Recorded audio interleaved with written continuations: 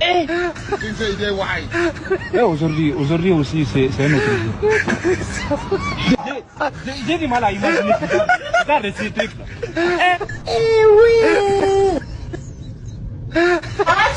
Jésus.